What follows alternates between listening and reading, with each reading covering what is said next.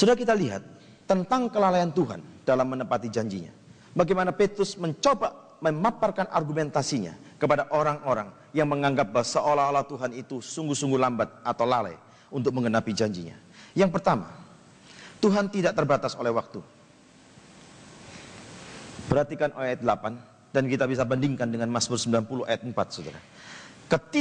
Keterbatasan Tuhan, saudara, oleh waktu itu menyebabkan ayat-ayat yang seakan-akan menunjukkan bahwa Tuhan akan segera datang kedua kalinya itu, dan tidak datang-datangnya Tuhan itu tidak bertentangan. Ya. Sebagai catatan di sini, saudara, mari kita lihat hati-hati dengan penafsiran yang salah dari ayat 8 yang menafsirkan 6 hari penciptaan sebagai 6.000 tahun. Ya. Saya harus memaparkan, saudara, ya, ada satu teori yang dikenal yaitu teori gap. Ya. Di dalam teori gap ini mereka berpendapat bahwa Allah tidak mungkin mencipta sesuatu yang kacau seperti tertulis dalam Kejadian pasal 1 ayat 2 yang berkata, bumi belum berbentuk dan kosong, gelap gulita menutupi samudera raya.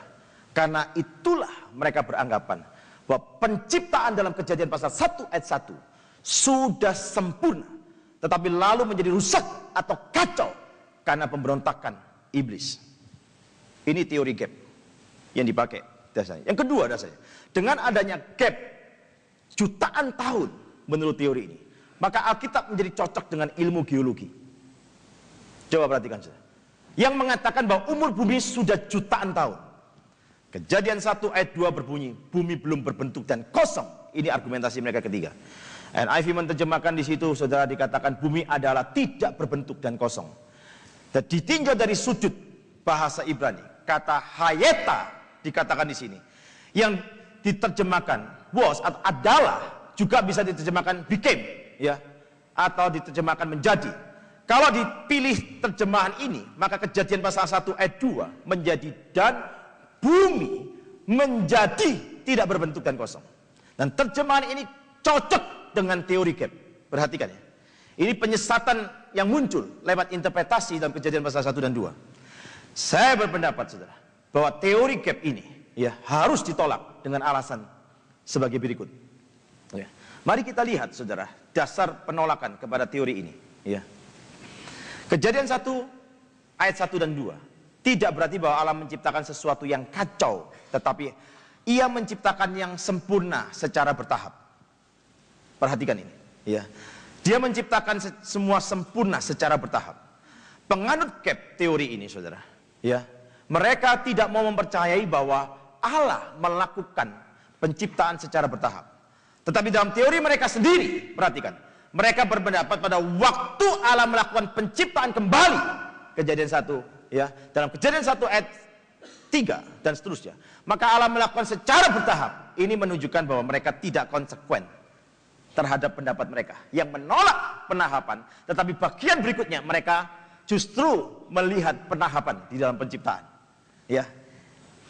Yang kedua, saudara, ilmu geologi sama sekali tidak mempunyai kepastian dalam menentukan umur bumi.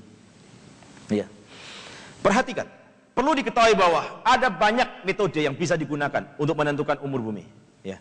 Ternyata metode-metode ini menghasilkan hasil yang sangat bervariasi. Ya.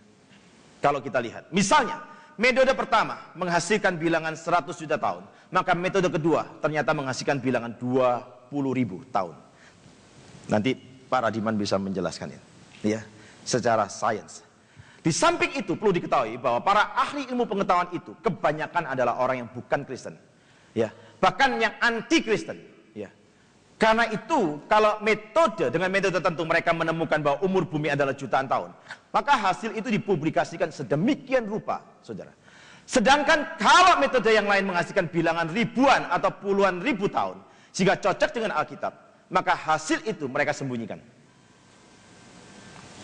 Hal-hal lain yang perlu diketahui adalah bahwa pada waktu Allah menciptakan segala sesuatu dalam Kejadian pasal 1, maka semua diciptakan dalam keadaan sudah mempunyai umur tertentu yang kita tidak ketahui.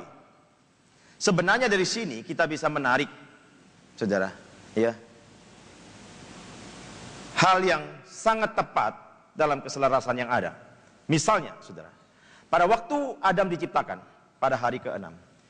Ia tidak diciptakan sebagai seorang bayi, tetapi sebagai manusia dewasa. Karena itu andai kata pada hari ke-7 seorang ilmuwan memeriksa Adam, mungkin sekali akan mendapatkan bahwa Adam sudah berumur 30 tahun atau 50 tahun, padahal Adam baru berumur 1 hari. Iya. Bukankah penilaian daripada seorang ilmuwan itu salah? Padahal Adam diciptakan 1 hari, dia menilai sudah 30 atau 50 tahun. Ada satu umur tertentu sudah ada di dalamnya. Yang kedua, pada waktu pohon-pohonan diciptakan oleh Allah pada hari ke-3, ya, mereka tidak diciptakan sebagai tunas yang baru tumbuh, tetapi sebagai pohon yang sudah besar. Karena itu andai kata, ya, pada hari ke-4 seorang ilmuwan memeriksa sebuah pohon, maka mungkin sekali dia mendapatkan bahwa pohon itu sudah berumur 100 tahun, padahal baru berumur 1 hari. Sudah kita lihat di sini, ya. Demikian juga pada waktu Allah menciptakan bumi dengan lapisan batu-batunya, batuan-batuannya. Saudara, kita lihat Allah menciptakan dalam keadaan yang sudah mempunyai umur tertentu, ya. Dan kita tidak tahu berapa umur bumi pada waktu diciptakan. Bisa saja 1000 tahun, atau 1 juta tahun, atau bahkan ratusan juta tahun, ya. Karena itu, kalau para ilmuwan zaman sekarang bisa menemukan suatu metode penentu umur bumi yang betul-betul dapat dipercaya, dan dengan metode itu didapatkan bahwa umur bumi sudah 5 juta tahun, maka itu tidak menunjukkan bahwa kitab sucinya salah. Siapa tahu bahwa Allah memang menciptakan bumi dalam keadaan sudah berumur mendekati 5 juta tahun. Saya ingin mencari keselarasan, saudara. Tetapi bukan maksudnya untuk kita menyamakan dengan ilmu geologi, tidak. Tetapi saya ingin menunjukkan fakta daripada Alkitab dalam konteks Allah menciptakan dengan memberikan umur tertentu yang ada. Kalau gap teori mau mencocokkan Alkitab dengan ilmu geologi, ya, dalam persoalan umur bumi, lalu bagaimana dengan umur dari tulang-tulang manusia yang jutaan tahun itu? Ini menurut ilmu pengetahuan, saudara, kita lihat, ya. Tetapi ini pun tidak bisa dipercaya. Apakah mereka mau berkata dalam Kejadian 1 ayat 1 itu juga sudah ada manusia? Kalau dikatakan dalam Kejadian 1 ayat 1 sudah ada manusia, maka itu berarti bahwa Adam bukan manusia yang pertama, dan bertentangan dengan 1 Korintus pasal 15 ayat 45a yang berbunyi, seperti ada tertulis, manusia pertama Adam menjadi makhluk hidup. Sudah perhatikan, perlu dipertanyakan bagaimana manusia itu bisa mati padahal belum ada dosa. Kalau teori gap itu menganggap demikian, bahwa manusia itu bisa mati setelah Kejadian pasal 3, di mana ada dosa di dalamnya, ya. Kita lihat saudara. Berikutnya juga saudara, kalau mereka berkata bahwa dalam Kejadian 1 ayat 1 belum ada manusia, maka mereka tetap tidak bisa mencocokkan Alkitab dengan ilmu pengetahuan, ya. Perhatikan, kalaupun di antara Kejadian 1 ayat 1 dan Kejadian 1 ayat 2 ada pemberontakan setan, mengapa alam semesta harus menjadi kacau atau rusak? Itu pertanyaannya. Iblis memang kuat, tetapi ia jelas sama sekali bukan tandingan Allah. Seringkali kita punya satu konsep yang keliru, saudara, ya, bahwa menggambarkan seolah-olah Tuhan dan iblis itu satu musuh yang punya kekuatan yang seimbang. Itu kekeliruan di dalam kita membuat satu perbandingan.